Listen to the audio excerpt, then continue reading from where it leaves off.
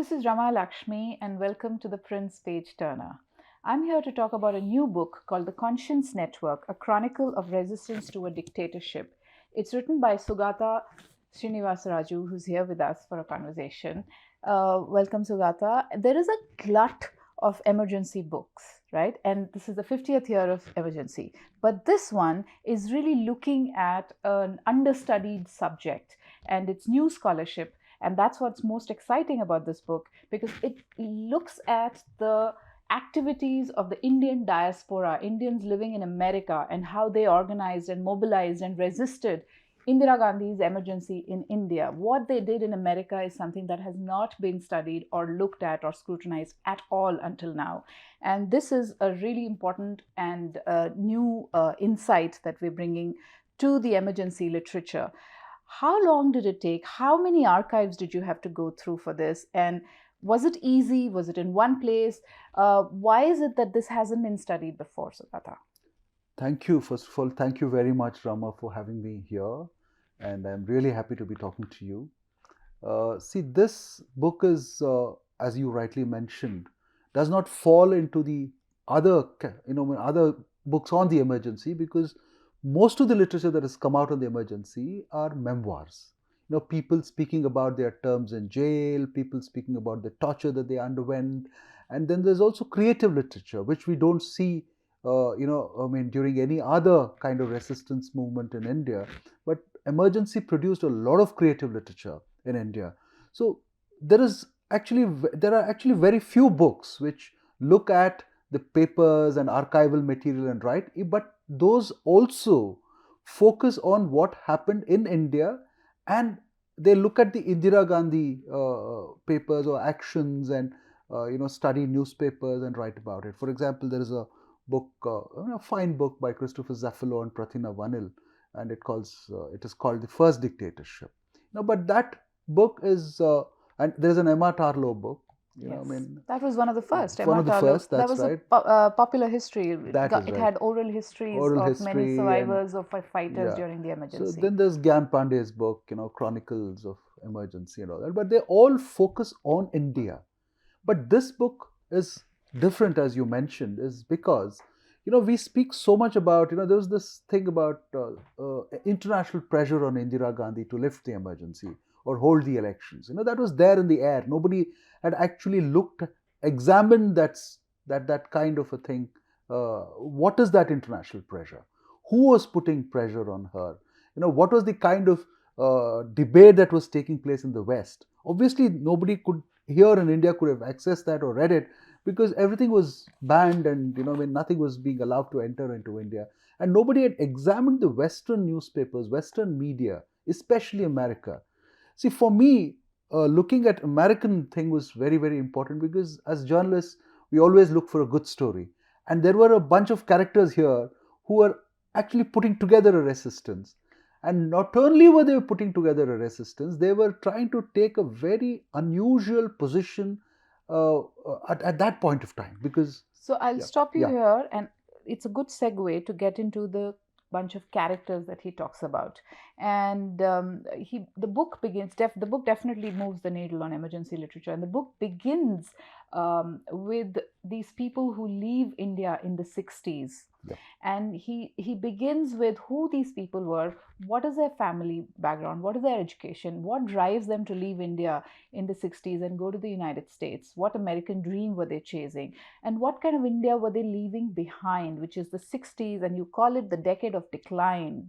What after Nehru, who after Nehru, the India-China war, and the food crisis, the food shortage crisis. So there was a general sense of, India is on a decline. The heyday of the post-independence glow was over. Is this the India that we are trying to build, kind of a feeling? Right. And they arrive in America. Now, tell me a little bit about what brings them to America, and instead of chasing the American dream, they start fixing the India story out there. Right. Tell us about that. That's fascinating. The way you put it is really, really, really fascinating. See, yes, they left India, which was in a crisis. There was a food crisis, as you rightly mentioned. There was a political crisis because Nehru had gone. I mean, 64 Nehru was gone. Then there were two prime ministers after that, and Indira Gandhi was just about settling in, and there was no hope. The 50s of India was still selling a certain ambition and hope for the country. So Nehru was speaking about Haryali and trying to put smile on the people, on the common man. But nothing of that had happened. The 5-year plans had not delivered anything. And here were a bunch of youngsters who were academically extremely bright. All of them, incidentally, not all of them, but at least most of them were from the IITs, the elite institution that Nehru had built, and they had also been studying at the IIT Mumbai, Bombay, and they turned their back to India. The usual thing about chasing money, chasing professional success, chasing a certain kind of satisfaction professionally. So they look at the West, and America also is changing at that point of time, and America is allowing immigrants to come in, because 65, 60, 64, 65, it starts with the Kennedy era, but then it culminates with the Lyndon Johnson thing, where the Emmanuel Cellar Act is passed, and it all opens up for Asians, and there are more of this influx that is being allowed to sort of allow American institutions to exploit the talent of the world. And in India, interestingly, at that point, we are discussing brain drain. That's the interesting thing. So there's Bhagavati, who's the economist, Bhagavati, who's speaking of a brain drain tax. So that should explain the situation in India at that point of time. Hunger, brain drain, economic collapse, political uncertainty. You forgot the Indo-Pakistan war as well. There's China in 62, 65, there's the Pakistan war. The Prime Minister dies in Tashkent, then Indira Gandhi is elected. Indira Gandhi is seen as a gungi gudiya, quote unquote, gungi gudiya by a lot of people. Then there are a bunch of Delhi manipulators, So all kinds of things are happening. And while this is happening in India, the decline, the 60s in America that they land in was very different. It was a heady time of social movements, the civil rights movement, the feminist movement, the environmentalist movement, and also the disability rights movement. A number of social movements, and an expansion of the idea of freedom was going on the streets. And that's the America they land in. That's right. So 62, I think the Walk on Washington happens, led by Martin Luther King, but then completely plotted by a person called Bayard Rustin, who is very important for my book because he also protests the emergency. We'll come to him later. So 62, the civil rights movement has taken off. So although we are speaking of America as a land of opportunity, the blacks within America themselves are facing segregation. So it's not a flat idea, This is a marketing line. American dream is a marketing line. And there are these people who are fighting for their rights, their voting rights, there is segregation, and they are demanding that they be treated equally. And there is the environmental awareness that is spreading. I speak about Rachel Carson's classic book that comes out around that time, which has had a great public influence. And then there is, moving into the 60s, late 60s and 70s, you have Ralph Nader doing the consumerist, movement. And then don't forget, there is also Vietnam. People have started resisting the Vietnam War. They don't want America involved there. All this impacts these Indians, the group of Indians who you're talking about? Yes, they're very, they're a very well-educated bunch. They're getting exposed to all of this in America. And then they're also watching Nixon go down in the early 70s with the Watergate. So, I recount how Mr. S.R. Hiremat, one of the characters in the book, is, coming back from work tired and watching a retelecast of the entire proceedings against Nixon, the impeachment proceedings. And you call the 70s decade the decade of ill repute in both America and India. Absolutely. Yes. So ill repute in India because of the emergency, and there it's because of Nixon. And that also emboldened the American press and the public to demand accountability from their democracies. So that was the time when America was also learning to do a few things. It's not that they knew how to do it. 70s taught them to do a lot of things. And you call these bunch of people who started groups like Indians for Democracy, and Indians for Collective Action, Yes, all these anti-emergency resistance movements. You call them the Let's Do Something Brigade. that's right. Yeah, yeah. And tell me a little bit about how they began organizing and mobilizing. Was it a response to what JP was doing here, or did it come immediately after the emergency was imposed? Tell me No, the origins. the origins were interesting because they were already in the early 70s, I mean, early 70s, I would say. They had built a development network in America. See, there was the IDS, which S.R. Hiremat and his American wife, Mavis Sigwalt, had kind of propelled. Then there was FREA, which Professor P.K. Mehta, the engineering professor at the University of Berkeley, he had uh, put FREA in place, and it was already there. And this was Let's Do Something for India's Yes, development, a yes, Gandhian ideal yes. almost. No, it's a slightly different. See, it's not just going and doing something in the villages, but it's about fusing technology for the advancement of India and the advancement of rural India. Yeah. See, they kept the rural India at the center of their piece, and then they started looking at technology that they were accessing in America, their new learning, and how do we improve lives. For example, Amulya Reddy, who was here at the Indian Institute of Science, was looking at a chula. How do you make life simple for an Indian woman? These people were collaborating on a lot of such things, and the very interesting thing is their Indian dream was not a political dream, was not a dream that surrounded power ambitions or whatever. It was about development. So that was very, very unique, and I think they also embraced a certain Gandhian ideals, and they started much before the JP thing started boiling in India. So the fight for development, somewhere it morphed into democracy. Right. That is because they thought that if you have to bring about development, then there has to be a kind of a flat terrain which allows everybody the same opportunity, and that could be provided only by democracy and not by a dictatorship. And of course, the American revolution was happening in terms of, I would call it a revolution because the whole thing was being turned upside down, and so people were getting alarmed in the Wall Street there, and they were plotting this whole toning down of welfarism in America, because welfarism that started during the Second World War or earlier in America was about sharing prosperity. And the corporates and the Wall Street was getting a little worked up about that. And that's when the first note goes out. And this man who writes that note eventually lands up in the Supreme Court of America.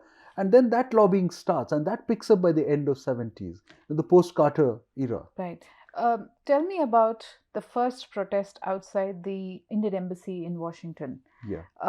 You say 75 to 80 people turned up. That's right. Their pamphlet was full of typos. Yes. So interesting. And words like fascist and dictators thrown about here and there. And they were trying to redefine an Humpty Dumpty definition of democracy. Right. And so tell me a little bit about how that very first anti-emergency protest outside in Washington, D.C. came. In fact, that was a very, not a well-organized protest, but then it was kind of a first attempt at organizing a thing against the emergency. And the pamphlet, I think it's after that the fascist dictator thing comes, because they publish the first underground pamphlet written by George Fernandez. And George Fernandez is throwing these, heavy ideological terms to describe Indira Gandhi. He's throwing around very loosely. So that is the fascist thing. But these people are trying to, again, be very cautious, defining themselves very clearly. Who are we? Who are we? What do we believe in? And they're putting this development dream for India forward. And they're trying to say we have to save democracy, because if India has to develop, that's the only path to development. So we are saving democracy not because we are opposed to Indira Gandhi, not because we have embraced the JP movement. All of that is there to an extent. But the primary thing is that we cannot allow India to lose its thing. So it was not partisan Opportunity. politics. It was not partisan politics at all. In fact, the exemplary thing that I've noticed in all their literature and their letter correspondence is Indira Gandhi has never made a personal target. It is the issue that democracy becomes central. So I keep telling people, whoever wants to have a chat with me on the book, that please don't see it as an anti-Indira Gandhi book. It's a more pro-democracy book. It actually, looks at the structures of idealism of these people. It looks at a very different kind of an American dream, which has been, punctuated by an Indian dream. How do they organize? They go to campuses. Yeah. They address diaspora meets. Yeah. They raise funds. Can you tell us about the nuts and bolts of how they? First, they start by sending out Professor Anand Kumar. He later became Professor Anand Kumar, but then he was still a PhD student at the University of Chicago, trying to do his sociology, PhD in sociology, and he came from JNU, and he was a student leader and a president of JNU who had defeated Prakash Karath in the elections. And he was already in the JP movement because he had come under the influence of JP, and he was in close touch with JP. And suddenly he gets this scholarship to go and do his PhD. It's an Indian government scholarship. That's a strange thing again. He gets an Indian government scholarship to go and study, and then he leaves JNU, lands in America in 75 of January, and he is the one who begins talking about what is happening in India very seriously, politically, in political language. And so Ravi and S.R. Hiremat and Sri Kumar Poddar, very, very central to the story is Sri Kumar Poddar, who, initial financier of the whole thing. He was already well settled in America. He was the first in the bunch who went in the late 50s, because he wanted to date an American woman, American girl. That was his American dream. So he goes there, but then he's settled down. He's made millions by, selling subscriptions to American magazines like Life, Time, Newsweek, and all of them. He's the biggest subscription czar in America. He has made his money, but he's also related to Ramnath Goenka. He is also politically aware. He has a huge network in America already, because he is raising money for all these alternate presidential candidates in America, like Eugene McCarthy and others. So has his pulse on has his finger on the pulse on raising money. So he joins these people, and they send Anand Kumar on a lecture tour across America. And interestingly, Rama, the first lecture tour happens even before the emergency is declared. So they're smelling something. So they want to create this awareness about the democratic crisis in India. So Anand Kumar goes to several American cities, campuses, talking about what is happening in India. And then he comes back, and lo and behold, 15 days later, there is an emergency clamped. And that is when they urge, I think on the 26th or 27th, or 28th, they have their first meeting in Columbia University, where, there is somebody who's representing the Indian embassy, a retired diplomat, who comes and tries to give a spin, and then he is confronted by all these people who are there, and then the whole thing changes. But by the time they organize their first organized protest in front of the embassy or the residence of the ambassador is August. They time it around August 15th, and that becomes a huge success because that attracts the attention of the American media, and they get a celebrity columnist called Mary McGorry to write about them. And they don't know who she is. She is, a great journalist who was a bit of a legend in the Washington White House, press corps, and she has dated presidents as well. That's what the legend said about her.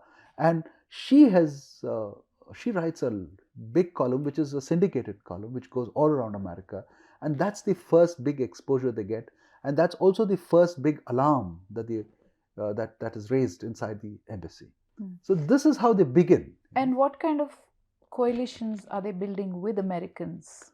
Yeah, that's again very interesting. See, there was a lot of pressure from the left, because the left was more prominent. That is the extreme left, what you would call CPI, ML, Marxist-Leninist groups. What in India was known as Naxal Naxalism. There were people who subscribed to that and who wanted to influence this resistance movement in America. They were trying to build their own thing because they saw an opportunity to, quote unquote, build a revolution in India and not to restore democracy. So that was a very active group, and that came from North America. And it spread in American universities as well. The group was called IPANA. And then there was also the Communist Party of Canada. Then there was the Gadar Party. The Gadar Party goes back to the freedom movement. That was also extreme left. But there was a lot of disagreements between them. So one would beat up the other. But the thing is that pressure, these people, don't succumb to the pressure that the left puts. The right is still, pussyfooting. They're still very, very. In fact, you say that there's not much of a right movement, Indian right movement in America at that time. The VHP has just started in 71, and Mahesh Mehta is still part of what the IFD is trying to do. He's attending IFD meetings. He's the founder of VHP in America. And then there is also Ram Gehani, who's a small-time professor who's trying to be part of IFD. But they're not Khattar. Ram Gehani or Jitendra Kumar, who have a strong RSS background but are not Khattarpanthis. They're in fact trying to be part of this democratic process that these people are trying to build. So these people become very conscious of the ideological ends, the extremes. And they say that we will not decide anything on the basis of ideology, but on the unity of action. So they accommodate everybody, but they remain at the center, and they say this is the path that we are going to take.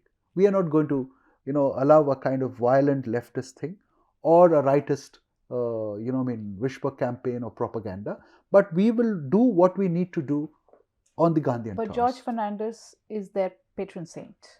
Not really. No? See, George Fernandez is not their patron saint. George Fernandez or JP or whoever is protesting here, is providing them material to look at. But they have not declared George Fernandez as their patron saint. No, but he's helping. He comes several times into the book. He comes into the book, but that is because of Laila Fernandez. Laila. That is because Laila has escaped India. She has landed up in her brother's place in Charlottesville, and they're helping her out. Ram Jethmalani has landed there and is seeking an asylum. Subramanya Swamy has escaped. He is there. Each one of them has a different ideological, position and worldview, so to say. And they're accommodating all of this. But, I'm sure you've noticed this in the book. There is minutes of a meeting that I present in the chapter on ideology, where they just thrash it out. They say, this is where we are. And that meeting is attended by Jethmalani and Makarand Desai, who was a cabinet minister in Gujarat. He is also from MIT, so he's moved to America during the emergency. So there is a pressure. Subramaniam Swamy is trying to build a parallel organization all the time. There is I think it's called the Friends of India Society or something like that. I forget the acronym. That has been used. So he is trying to do something where he thinks that the RSS is the network. He believes in that. But the rest of them are not going to fall into that trap. Because Anand Kumar is offering a lot of ideological clarity. Ravi, who comes from a Gandhian background, is offering a lot of ideological clarity. And they know that these paths are kind of going to lead them nowhere. So therefore, they decide to expand their network by using the Quakers in America, by using the civil rights people in America, by using the war resistors in America. So these three, pacifists, war resistors, and then Quakers, who are very, very close to Gandhi, and Horace Alexander is a great character who comes out in the book, who supports, and he has had a long decades of relationship with, starting with Motilal Nehru to Indira Gandhi. He has taught Indira Gandhi to watch birds in Delhi. And that fascinating character is living in Swarthmore. And so they build that coalition, and that makes it very, very clear to the rest of the world and to Americans and to Indians that these people are there not to, embrace the left or the right, but they want a Gandhian solution. Let's talk about the price they had to pay. Many of them were there, they were not American citizens yet. And you talk about the long, distant impact of a ruthless government on these diaspora Indians. Each of them had to pay a price. That's right. That's Passports impounded. That's right. Tell me a little. Yeah. See, I mean, they initially nobody is bothered. You know, if you look at T.K. Cowell's correspondence, or his messages to his bosses in Delhi, that he is dismissing them as a bunch of small time, whatever. And then it becomes very serious at the end of 75 and the beginning of 76. The reason is that Indira Gandhi postpones the elections. Until then, America is not really worried about the emergency. They say that these measures do happen because there is extreme protests on the streets, so probably she needs to control. There is a lot of understanding and sympathy for Indira Gandhi in the initial months. But once she postpones the elections, the American media turns. America turns. They realize that she's up to something else. So that is when the IFD starts getting all the attention. And IFD because they're centrist, and IFD because they're saying that Nehru and Gandhi did this, how can Mrs. Gandhi do this? So the posters that they're writing, some of the pictures are there in the book. One Gandhi brought freedom to India, the other Gandhi is killing it. And JP himself, please understand, JP was not a local Indian character. See, JP had studied in America. JP had a huge network in America. JP was the chairman of the Warrior Sisters International in London. And JP himself was eloquent speaker and had an international network. So JP was also understood, and JP belonged firmly in the Gandhian camp after he had left politics in the 50s. He had become a Sarvodaya person. Right. And so there was JP and there is a Khushwant Singh profile that is written just before the emergency in the New York Times, huge profile of JP by Khushwant Singh. And that is a fascinating portrayal of the man. And so he is seen as the inheritor of the Gandhian, mantle. Bringing you back to the consequences they had to. Yeah. So the consequences was that Anand Kumar loses his scholarship. So that is something that is very, very, very crucial for him to survive there. But the Chicago University stands up, and they write, they all organize and they write letters to the Indian authorities asking them not to do that, and then waives off his tuition fee, and then he gets a job in the Chicago Tribune to be a mailman, and then that is not sufficient to live in America. Living expenses are very, very costly, and so he also becomes a guard at the library in the University of Chicago and tries to meet his ends. And that is because he has called up Jethmalani in India, or I think, Jethmalani and Tarkunde, who was a central figure again with JP's movement in India. And they are telling him, don't come back. You'll just become another number in the jail. So you stay there, stay put somehow. And that is why he hangs on, and his American professors help him. His fellow students, start a committee in defense of Anand Kumar. Sanjeev Barua is still around, he's one of those members, one of the members who did that. And they're all supporting him. And Anand Kumar is going through a very, very bad phase because his shoe is torn, he has no money to replace it. And then one of his colleagues' wives, D.C. Agarwal's wife, notices that it's biting cold in Chicago and buys him a new pair of shoes. And his father has died while he's in America. Emergency has been declared. His sister has been arrested. His brother-in-law has been arrested. The entire family is in a crisis. So that's about Anand Kumar. And then a little later, passports of all the IFD founders are impounded, except that of Ravi Chopra, Sri Kumar Poddar, Ram Gehani, S.R. Hiremat, Nandi, so his passport is these passports are impounded, and but of course they're all Nandi and S.R. Hiremat are already top corporate professionals in America. They don't really worry about it. But then it's a problem. You can't come back to India. They're still Indian citizens.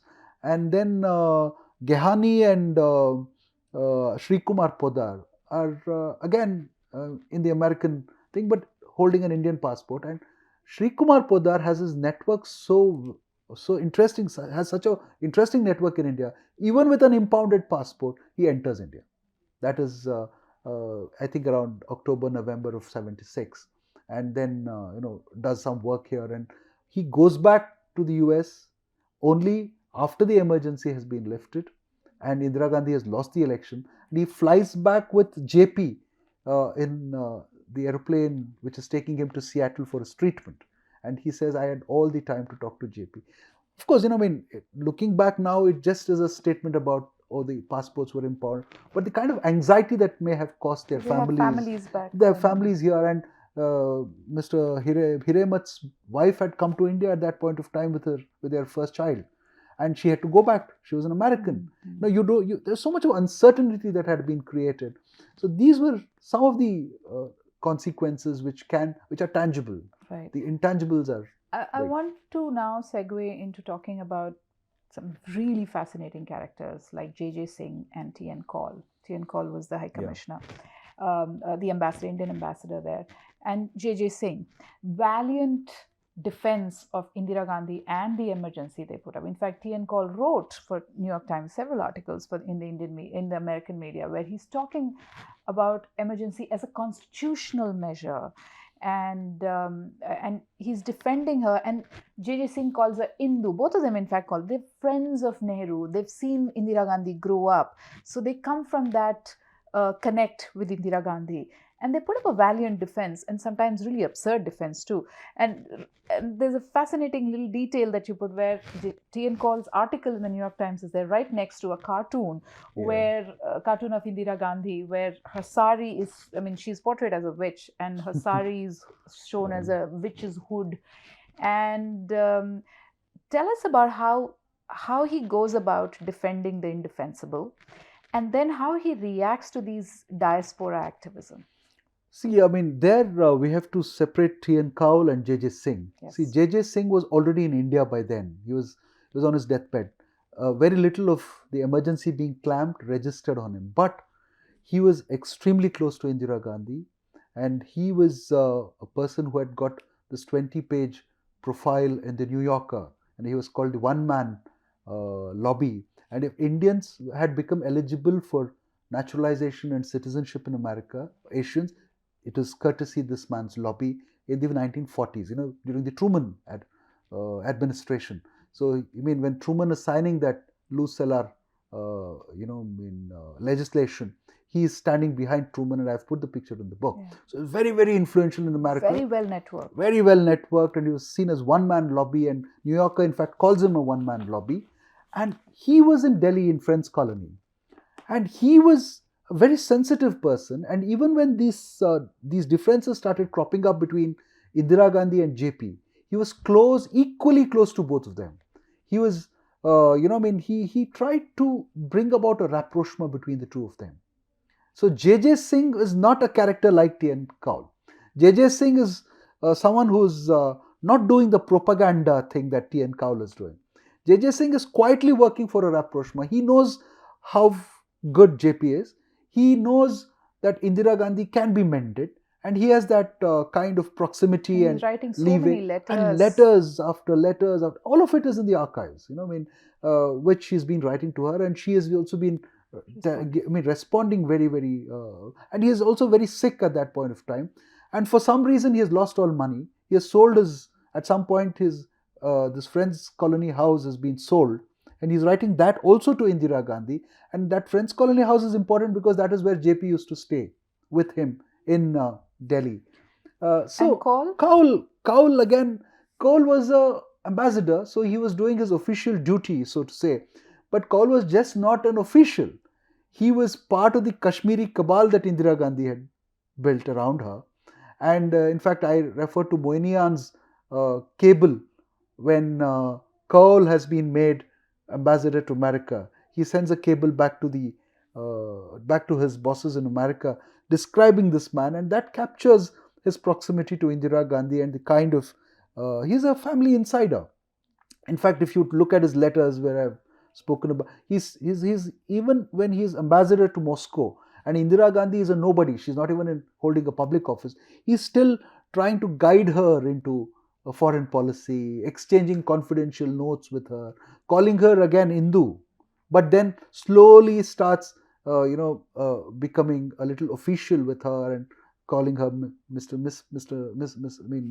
dear Prime Minister and stuff like that. So he is the main propaganda machine there. He is going to universities after universities, trying to tell that, Americans also suspended the Bill of Rights. Why are you holding us responsible?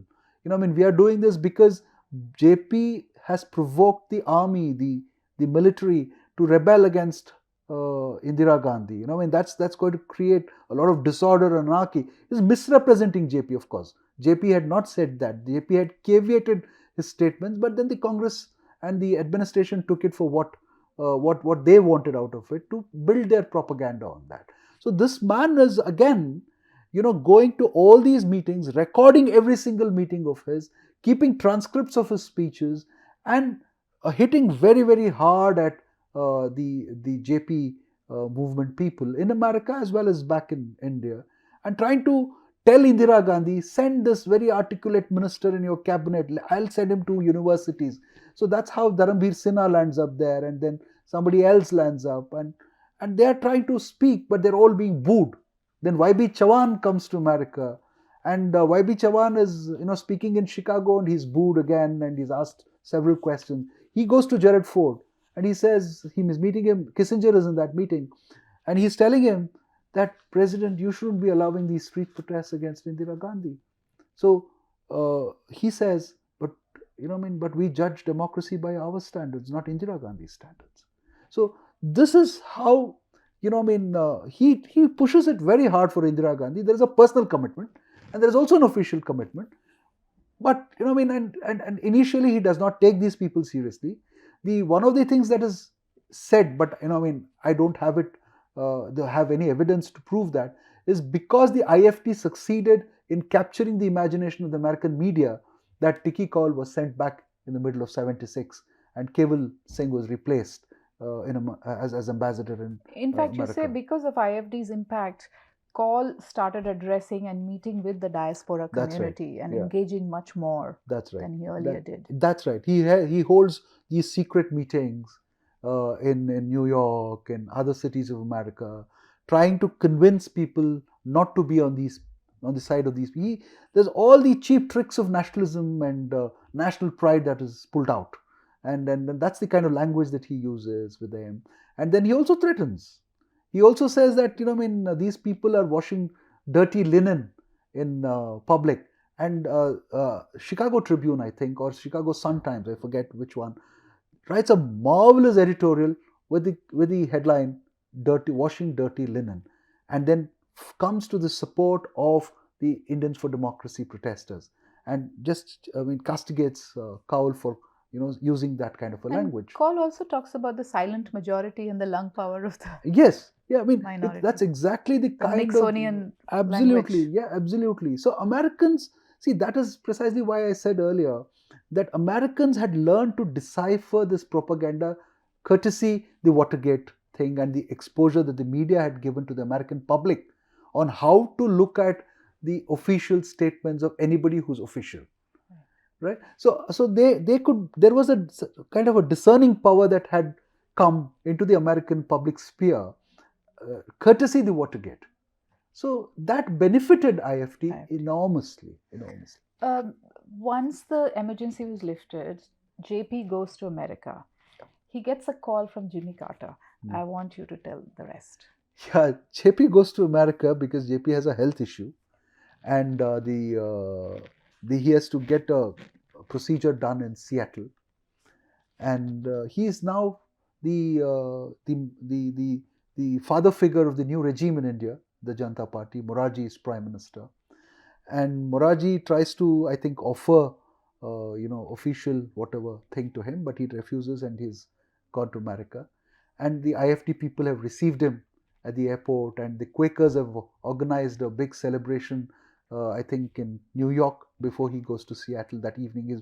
But JP is looking very tired and worn out because of the long flight, but he still attends that because the Quakers have helped the IFD. And earlier, before that, just a little before that, the dialyzer that JP needed to survive, Indira Gandhi had tried to contribute money to that fund, which they were trying to raise money for JP's dialyzer. Indira Gandhi had given a check of 90,000, and the IFD in America had said, please return it. We will raise money for you. Please don't accept it from her. It'll sort of, it's a huge disappointment. It will become a kind of a sore thing for us if you accept that money, because she has done everything to sort of put you in a kind of bad situation. So they raise money in America. So there is a history to JP's thing and the IFT. So in Seattle, he has undergone this treatment and he's returning and he has reached New York. He's about to fly out to India. He gets a call, and it's from Jimmy Carter. And Jimmy Carter says, "How are you?" and all that. And JP is confused essentially, because he doesn't know that he says, I didn't know that I was so important. I didn't know that Jimmy Carter knew that I existed. And so he's happy, of course, and then he comes back to India, and there is another encounter between the two. And you got this from the Carter archives. Yes. So you were going through several. Ford archives, Nixon, then Carter, all these people who were important. Presidents of America at that time, Johnson as well, Lyndon Johnson earlier. So I looked at all that and India references, and then these little things call made to those details. And then of course much later I saw it in the New York Times archives as well, where it had been reported in a small thing that Carter today made a call to the visiting Indian dignitary. And he thanks JP for the contribution to strengthening democracy in India. Yes. But tell me a little bit about your archival search. Did these members of IFD keep an archive? Where were the papers? Who had it? Where were you mining all this information from? No, when I got curious about the whole book because of an article that had been written in New York Times, which I stumbled upon. And I recognized a few names in it, like S.R. Hiremart and others. So I just contacted them and asked, what is this? There's this fascinating reference to you in the New York Times, the full page. What is this all about? You've never told any of us here. And they tried to brush it off. They were not very serious about my inquiry. And then I started looking at things, started digging a little more about what had happened in America at that point of time. And then the newspaper archives, initially the New York Times archives, was very, very beneficial, threw up a lot.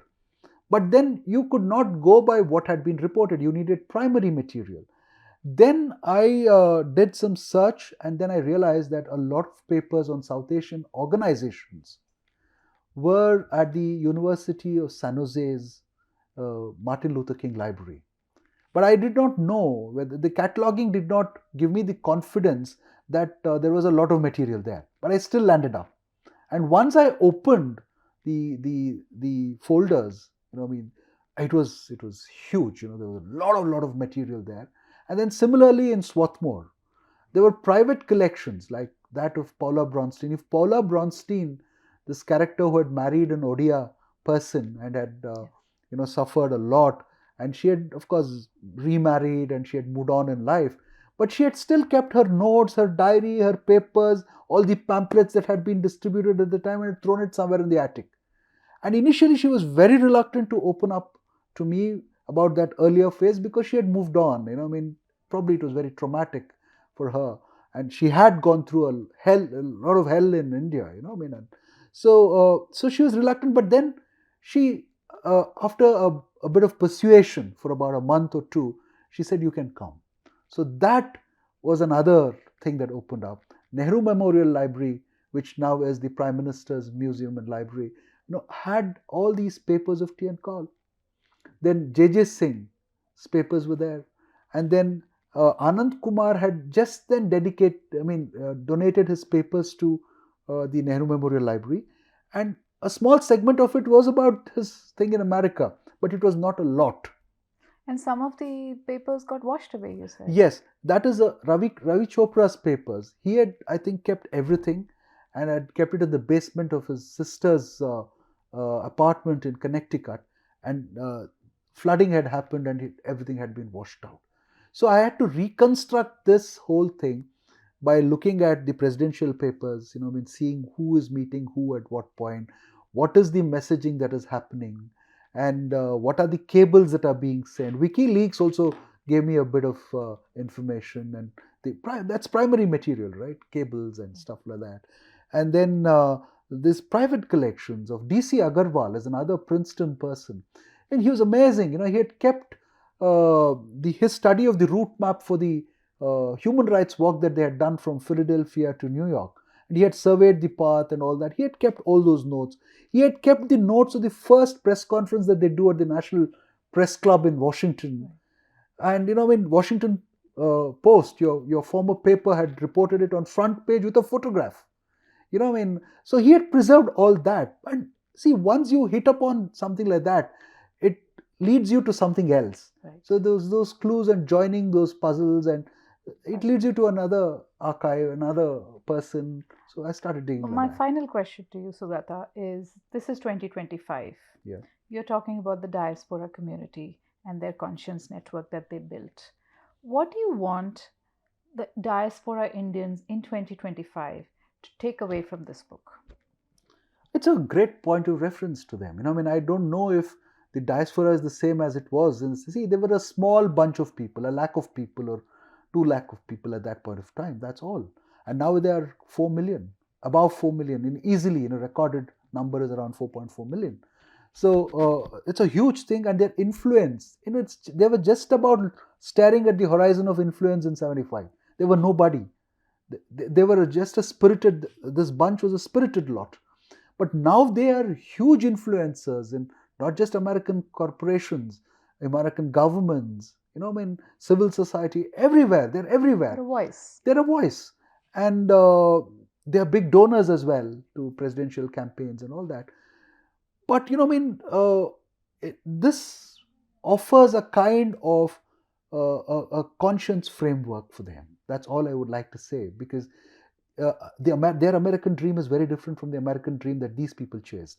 These people's American dream was fused in a kind of Indian dream. Everybody who went to America in the 60s thought that he has to come back to India at some point. They were not escaping reality altogether.